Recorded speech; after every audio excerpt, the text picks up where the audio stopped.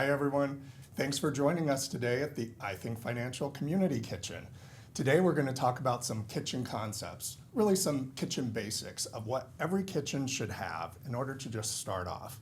So I'm going to show you a few things that I have in my kitchen, and we will be adding a series for additional items in the future. So today's really a lot about the basics.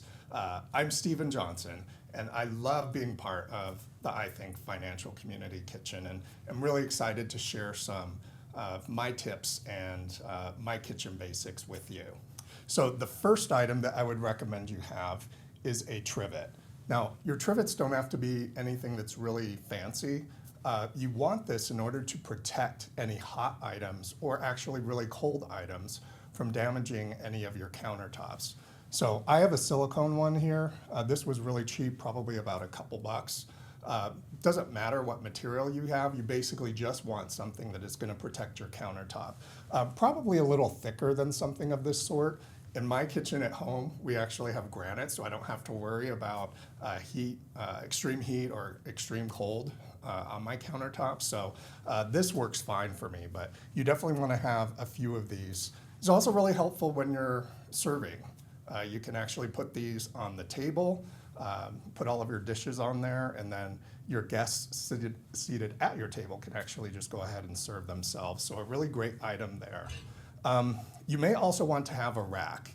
So this is really good for cookies or any sort of baking on a rack or baking in a pan. And so with this, the important thing is it's going to be higher, and it allows some of the air to flow underneath your baking pan or your cookie tray, and you'll basically help them cool down a lot quicker. So these are really cheap as well. You may want to invest in one that is silicone coated or that is non-stick, because sometimes you'll want to get a larger one and you actually put your cookies on here in order to help them cool down as well. All right, so what are some of the other things that you're going to want to have? Some sort of strainer. You'll notice that this one that I have here is not your typical sort of strainer. A lot of us are used to those bowls that have the holes on them, and they're either plastic or stainless steel. I like a fine mesh one. And the reason is you can use this for many purposes. You can use it to go ahead and, let's say, drain pasta or drain your vegetables. But then if you're making some sort of puree that you want to get the solids out of the puree, you can actually just put in your stuff in here and then just go ahead and press it down, and all of the liquid comes out, but your solids are still in the mesh, and then you can just use this and get rid of the solids. So really great idea there. These are really cheap as well. A lot of items you can get on Amazon. You don't have to be going to Williams-Sonoma and some of the higher end stores. A lot of this you can find at Target, Walmart, anything like that. So keep that in mind too. One thing that every other chef will tell you is you need a good set of pot holders and oven mitts. So pot holder, oven mitt. So this is how you can take things out of the oven. With the oven mitt, it's really easy. You basically are covering your entire hand up to almost your forearm. So when you're reaching in the oven, you won't burn.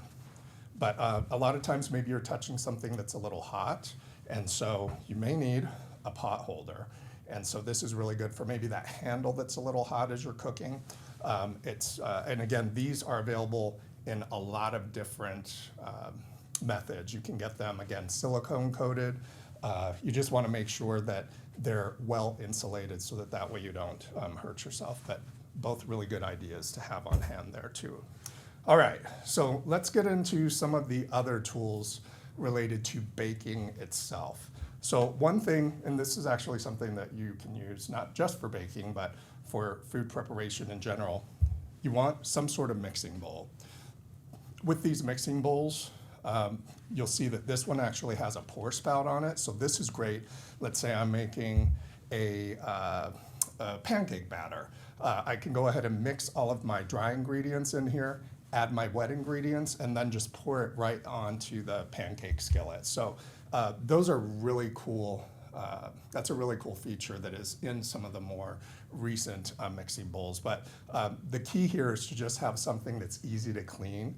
So most of these are plastic. I've seen them in other materials like metal, glass as well. You just want something that's going to be easy and something that's going to be large enough. It's always better to have a larger mixing bowl than a smaller mixing bowl so that if you're doubling a recipe or whatever, you've got sufficient space. So this is a great idea to have on as well.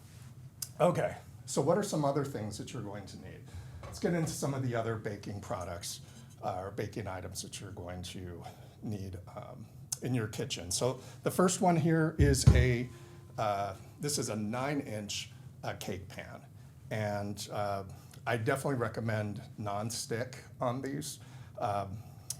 In order to have your cake release from the pan, the non-stick is necessary, but then you still have to use some other tools. A lot of times you'll use parchment paper to go ahead and cut out a disc, and we'll show you how to do that in some of the future podcasts. But non-stick spray is always necessary as well. That will make sure that these always release and none of the cake is actually left in the pan. So I normally recommend 3 of these.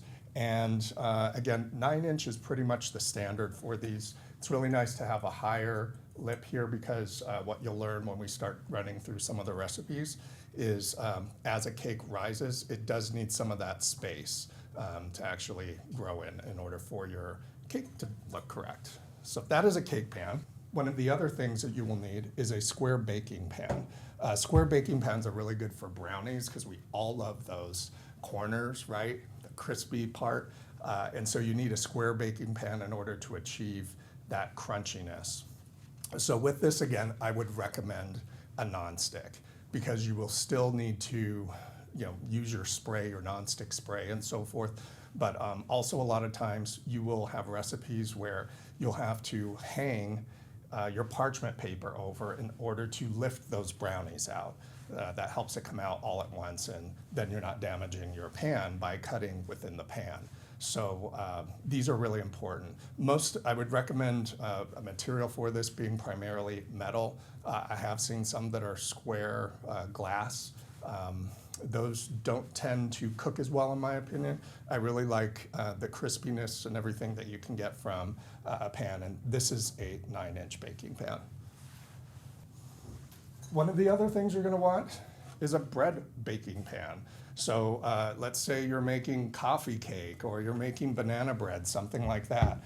You'll want one of these as well. Again, here I recommend a non-stick coating.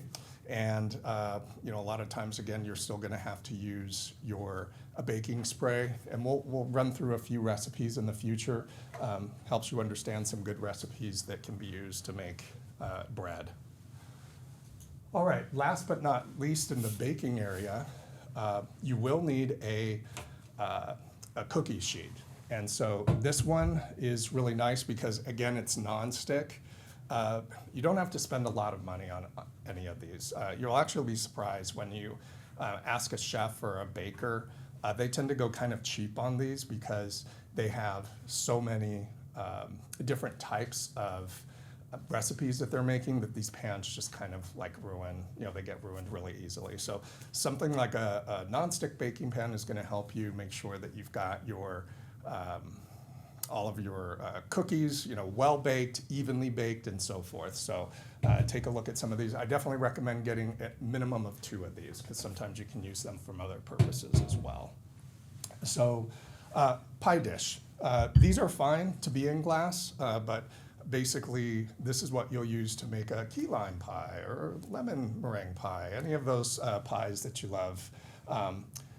Again, glass is great for these because you don't have to worry about as high of a heat as you may have to with something like a bread or a cookie, something that you want to lift a little bit. That's really just meant as a receptacle for getting the cake or the pie to a certain level.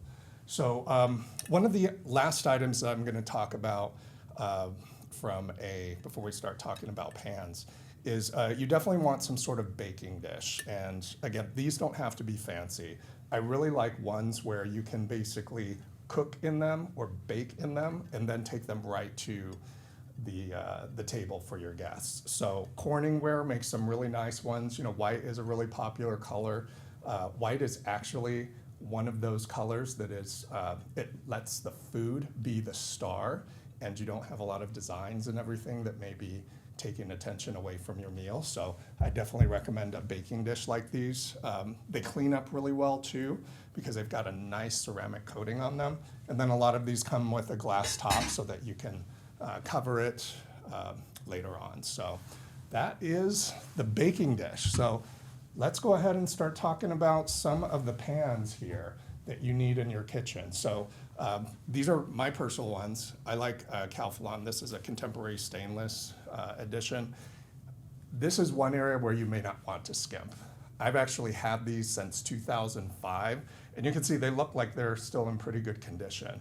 So buy a good set of pans, and you will never have to worry about, you know, any sort of dings or compromising any of your recipes due to low quality. So you definitely want to have ones that have lids, because you'll definitely need to incorporate that at some point. So I've got an example here of a pot. Pots can be anywhere from probably like a quart up to, you know, gallons. So this is a medium-sized pot. This is really good for any sort of stews or anything, any sort of sauces, things along those lines. So I definitely recommend having multiple sizes of these depending on the type of dish that you're going to make. And then this is a frying pan. So this is a smaller frying pan. A lot of times you're going to need larger frying pans in order to accommodate some of your cooking, but again, you'll want something that has a lid. And again, these are really easy to clean. So hopefully this has helped you get some tips on some of the basics that you need in your kitchen, and I hope you join us for our next podcast. Thanks, everyone.